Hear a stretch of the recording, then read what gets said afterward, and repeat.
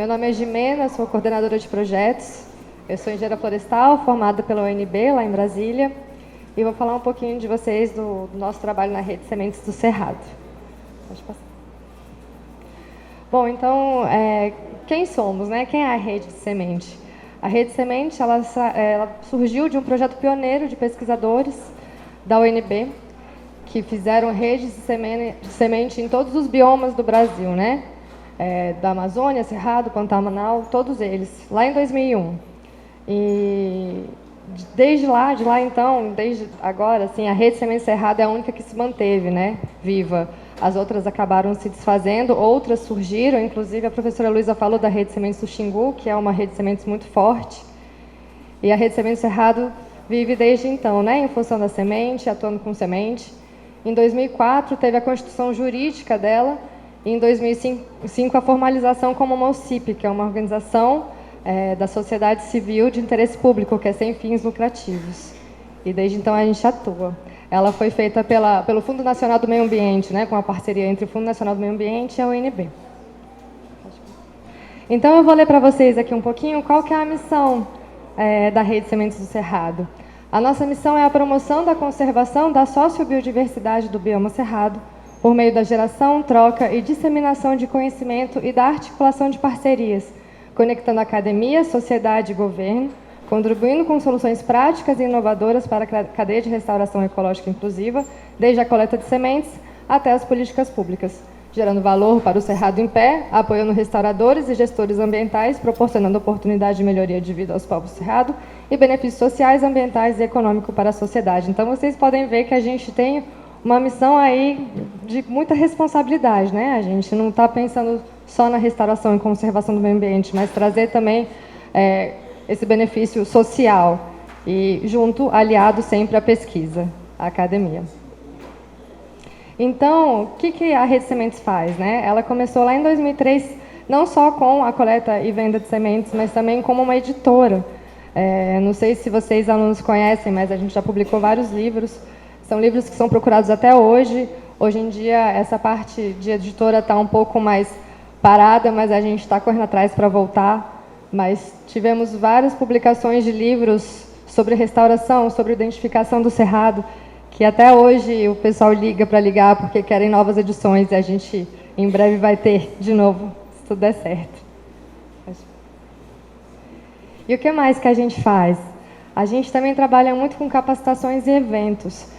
Capacitações principalmente de coletores, né, da base, para trazer coletores, para trazer essa base comunitária, que eu vou falar um pouquinho mais depois, para coletar, mas também dentro de projetos a gente faz capacitações com outros restauradores, com outras empresas, com pessoas que só querem saber como que é, o que a gente trabalha, como que a gente pode fazer para mudar alguma coisa. Pode passar. E, além das capacitações, além da editora, a nossa atuação, que hoje em dia é nosso carro-chefe, né, é na restauração do Cerrado, com soluções práticas inovadoras, junto com a coleta de semente, né? A gente comercializa a semente. Então, a gente trabalha aí com semente não só de espécies arbóreas, a gente trabalha principalmente com plantio direto, né, semeadura direto, que a gente chama. Então, é a própria semente que é colocada na terra, não são mudas, a gente não espera a formação de mudas, a gente planta a semente. Então, a gente usa desde lanço, que nem dá para ver naquela fotinha ali o pessoal lançando a mão, mas também a gente usa o maquinário agrícola, né? O maquinário agrícola que é usado para plantação de soja, de milho, a gente consegue utilizar para plantar as nossas sementes. Claro que sempre tem uma adaptação ou outra, porque eles são feitos para monocultura, mas a gente consegue utilizar. Então, é bem legal. Vou falar mais um pouquinho para vocês daqui a pouco. Isso aqui eu queria falar um pouco para vocês sobre a base comunitária, né? Como que surgiu a nossa parceria, como que surgiu a rede de sementes trabalhando com base comunitária. Lá em 2012, uma equipe de pesquisadores do ICMBio e da UNB começou a falar com algumas pessoas de base, assentados, quilombolas, lá da Chapada dos Veadeiros, para começar esse plantio de restauração. A gente começou bem pouquinho, 3 hectares, 600 quilos de semente, 2012, para eles entenderem que dá para coletar, que dá para ter uma renda extra, que dá para vender semente, dá para restaurar com semente. Porque quando a gente chega e fala assim, vamos coletar a semente, principalmente de capim, o pessoal fala, gente, vocês são doidos. como que a gente vai coletar semente, como vai beneficiar? E a gente foi mostrando que era possível. Aí, em 2013, 1.000 quilos em 3 hectares. Em 2014, a Rede Sementes entra porque ela foi a executora, né? Porque antes era o ICMBio com a NB. Ela foi a executora desses 7 hectares, aí já começou essa parceria com os coletores. Em 2015 e 2016, nesses 2 anos juntos, a gente conseguiu restaurar 100 hectares. E, a partir daí, os coletores se uniram e formaram, com a ajuda do SEBRAE, a Associação Cerrado de Pé, que, desde 2015, a gente consegue rastrear a renda anual, né? Lá em 2015, que eram poucas pessoas, eram de R$30 mil anual para cada coletor não, como associação para os coletores. Então, agora a gente já tem mais de 150 famílias que estão trabalhando nessa coleta de sementes. E, em 2017, essa Cerrado de Pé foi formalizada e a Rede Sementes entrou com parceria para ajudar na comercialização, nessa parte de oferta e demanda, né? Porque não adianta eles irem lá coletarem e não ter a demanda de semente. Então, a gente ajudou a angariar projeto para restaurar, para vender semente e para continuar esse trabalho. Então, a gente fica brincando que nós não temos um casamento, a Rede de Cerrado de Pé com a Rede Sementes Cerrado, a rede de Sementes Cerrado com a Associação Cerrado de Pé. A gente tem uma irmandade, porque casamento, a gente pode divorciar, né? A gente tem uma irmandade entre a gente. Pode passar. Então, falar um pouquinho sobre o bioma cerrado, né? Para a gente entrar nessa parte de restauração. O que é inovação para a gente lá? Que é o que eu falei, não é só o plantio de mudas, pelo contrário, a gente mexe muito com semente. E por quê? O cerrado, como a gente está vendo, né? Não é um bioma apenas de floresta. A floresta é uma pequena parte. Os estratos florestais são apenas uma pequena parte do bioma cerrado. Então, a maior parte é de savana. Então, por que a gente vai plantar mudas apenas de espécies arbóreas se o cerrado é uma savana, se a gente precisa de capim, se a gente precisa das pequenininhas, das herbáceas? Então, a gente começou, como dá para ver aí, né, a formação savânica, que é bem intensa, a gente começou a trabalhar nisso. Então, por que apenas árvores? Se o bioma cerrado, a maior parte é savana, é campo. Então, aqui, essa figurinha é muito legal, eu acho que dá para ver bastante a diferença. Por que restaurar o cerrado com semente, né? Na parte da cobertura do solo, a semente, ela abrange mais área, a muda você planta mais pontualmente, né? A semente você vai plantando em todos os lugares. A gente tenta imitar um pouquinho a natureza, né? Para tentar chegar mais próximo possível de como a área era. Então, como a gente pega as espécies que a gente consegue coletar, que a gente consegue beneficiar, que a gente consegue comercializar, e cobre todo o solo. Como dá para ver na figurinha atrás ali, o cerradinho com gramíneas, as baixinhas. Então, por isso que a gente consegue fazer uma cobertura maior. Nos estratos da vegetação, como eu disse, o cerrado não é apenas árvore, né? É árvore junto com pequenininhas, com herbáceas, com graminhas. Então, quando a gente planta em semente, a gente consegue plantar mais essa diversidade de estratos. Em escala, quando você planta em mudinha, você vai lá uma de cada vez. Quando você vai com trator ou com lançamento, você consegue já ir passando, colocando muita semente. Então, a escala consegue maior, apesar das dificuldades quando se trata de grandes áreas e fitofisionomias diferentes, acaba que fica um pouco mais difícil a escala, né? Porque você tem que plantar umas espécies assim, outras assado, o trator consegue chegar, o outro trator não consegue, mas esse é um desafio que a gente está estudando junto com a pesquisa, né? Junto com a academia, para sempre superar. A biodiversidade acaba sendo maior também, porque a gente consegue plantar mais espécies de vegetação. A invasão por espécies exóticas acaba que diminui, porque a gente tira espécies exóticas como preparo de solo antes de plantar. Então, quando a gente planta grama, ela compete de igual para igual, como, por exemplo, a braquiária, que é uma planta invasora, que a gente sabe que é muito potente, né? Que tem um poder de invasão grande. Então, quando você coloca para competir grama com grama, a gente acaba tendo uma competição mais igual. A densidade de plantio, que a gente planta muito mais quantidade. E a geração de renda, porque os coletores utilizam essa coleta e essa venda como renda extra no final das contas, né? Ainda não é a renda principal deles, mas é uma forma de renda extra que ajuda bastante. Então, é todo um ciclo que a gente consegue unir. Então, isso daqui também, restauração do cerrado com semeadura direta, é um folder que a gente fez, está novinho em folha, assim, do caminho da semente. Como que começa, né? Começa ali com a pesquisa, aquela primeira fotinha, a pesquisa, aí depois tem as informações, as capacitações, aí depois tem a coleta de semente, aí tem o armazenamento, o beneficiamento da semente, o armazenamento da semente. Isso aqui tudo, gente, é a foto real lá da rede de sementes junto com a Cerrado de Pé na Chapada dos Veadeiros, viu? Ali a casa de sementes que a gente está. Aí depois o transporte da semente, porque a gente tem que pegar a semente da onde o pessoal coletou para transportar. Aí depois a gente faz a muvuca. A muvuca, como a professora Luísa falou, a gente pega todas as sementes que a gente vai plantar naquela área, todas as sementes, todas as espécies. A gente coloca uma do lado da outra, a gente junta tudo e forma aquela muvuca de espécies e de sementes que a gente vai plantar e jogar no solo. E fica aquela coisa linda. E depois tem o plantio, aí o monitoramento da área, para a gente ver o que cresceu, o que não cresceu, qual invasora que voltou, qual que não voltou. E depois a restauração em si, né, que a gente vê como que está sendo a área depois que plantou, depois que passou o período chuvoso, depois que fez o monitoramento, e a gente sempre tem que fazer também a manutenção. Então, isso daqui é um pouquinho sobre a comercialização da rede de sementes do Cerrado, né? Então, assim, é possível? A gente tem como comprar? A gente tem espécies? Sim, a gente tem. Aqui a gente tem o nosso site de venda de sementes para restauração. A gente vende sementes em escala, né? Então, a gente tem cerca de 100 espécies de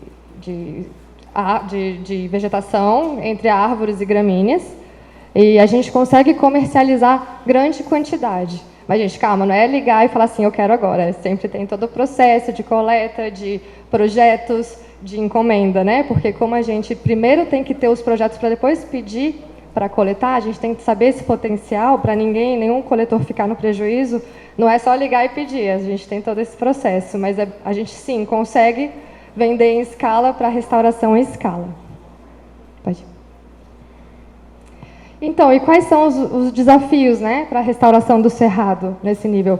A biodiversidade do Cerrado, como a professora disse, é muito grande. A gente tem mais de 12 mil espécies no Cerrado e a gente tem que entender e conhecer essa diversidade para a gente conseguir, nesse conhecimento com a academia, juntamente com esse respaldo científico, entender quais a gente consegue ter potencial de comercialização, quais a gente consegue beneficiar, coletar, quais que conseguem nascer de acordo com o beneficiamento.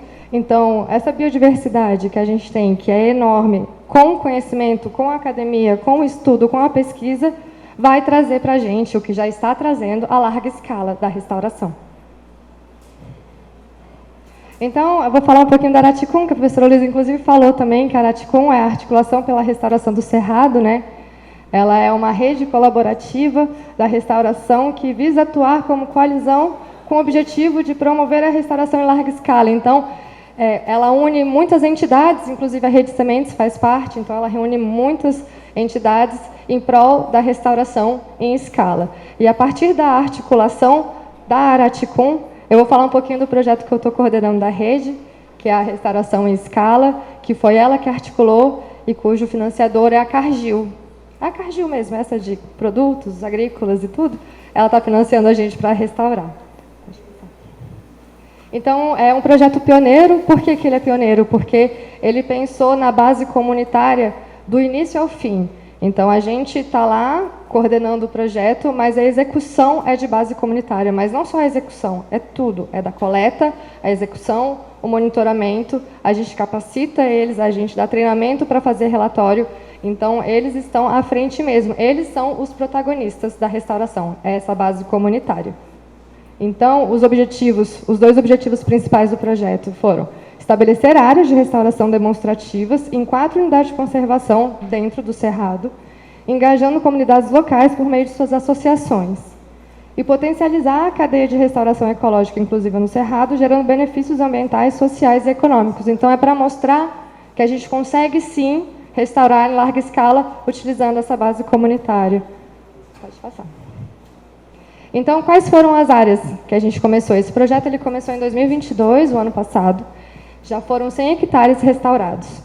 E a gente conseguiu fazer um aditivo para mais 150 hectares que foram distribuídos nessas 4 unidades de conservação. É a APA da Caverna de Peruaçu, que fica lá em Peruaçu, no norte de Minas. Ela está sendo feita pela Cooperuaçu, que é uma cooperativa que já coleta, na verdade, eles têm uma cooperativa de polpa de frutas, que a gente começou a puxar e eles começaram a se organizar para coletar sementes, então a gente está ajudando nessa fundação deles, né? A gente está ajudando nesse crescimento deles como coletores de semente. Então é um grupo novo que a gente está auxiliando a crescer e se organizar não só como polpa, mas como coleta de sementes. Então, no primeiro ano de restauração, eles coletaram muitas sementes, utilizaram, a gente, né, pagou para eles como renda extra. Eles ainda tiveram que pegar mais um pouquinho da Associação Cerrado de Pé, comprando, né, porque não tiveram mãos para coletar o suficiente para restaurar tudo, para plantar em tudo, mas eles já começaram e esse ano eles vão conseguir para restaurar em toda a área que eles vão plantar. Então já foi um pulo de crescimento muito grande. Então, a outra área que a gente tem é o Parque Nacional Chapada dos Veadeiros, que tem a Associação Cerrado de Pé, que é que eu estava falando lá daquele gráfico, que se uniu a Rede Sementes Cerrado com a Associação Cerrado de Pé. Então, eles já são um grupo muito fortalecido, a rede está com eles desde 2017, 2015, né, se for pensar naquela primeira restauração. Então, é um grupo muito fortalecido, a gente ainda fica nessa parte da comercialização, como Rede Sementes, mas eles conseguem coletar e vender não só para projetos que eles estão executando, mas para outros projetos também. Então, inclusive, eles que venderam para Peruaçu. Então, a parte está lá no Parque Nacional. Uma outra parte está na RDS, Nascentes de Araseiras, né, que é a Reserva do Desenvolvimento Sustentável de lá, que a base comunitária são os gerazeiros, né, os gerazeiros. Esqueci de falar que lá em Peruaçu a base comunitária tem indígena, assentados e comunidade rural. Na Chapada dos Veadeiros são quilombolas, principalmente, na ACP. A maioria das coletoras são mulheres, o que a gente tem muito orgulho disso, como as mulheres estão sendo protagonistas nessa parte. Então, a maioria é quilombola, e temos também assentados e produtores rurais. E aqui são os gerazeiros, né, que também estão fazendo um grande papel. Eles também já estão bem estruturados, eles também já têm essa rede de coleta. Então, a gente chegou mais para agregar como demanda, né, da oferta de semente deles. E a Floresta Nacional de Brasília, que é a Prospera, que é lá do Alto de São Bartolomeu, junto com a TICRE. A TICRE é uma empresa privada que veio auxiliar a Prospera, né? Porque eles também estão começando agora. Então, a TICRE chegou junto com a gente, chegou junto com eles para essa restauração, para essa coleta e restauração, a execução dessa parte. Então, o que é interessante de ver é que a gente está restaurando em 4 unidades, totalizando 250 hectares, e em áreas que, apesar de serem cerrado, elas são muito diversas umas das outras. Lá na Peruaçu, por exemplo, a gente tem uma vereda, que era uma vereda enorme, exuberante, que o pessoal nadava dentro, e com fogo apaisando desde 2017, ela secou. Ela enche, inunda um pouquinho na época de chuva, né? Mas ela acabou secando. Então, é um desafio muito grande para a gente, porque a gente tem que plantar semente, mas aí inunda, então tem que ser a semente que não vai afogar na água, então a gente está fazendo um consórcio com muda, então muda é importante sim, tá? Não estou falando mal de muda, só estou falando que a semente também é muito interessante, muito legal e muito inovadora, principalmente para o cerrado.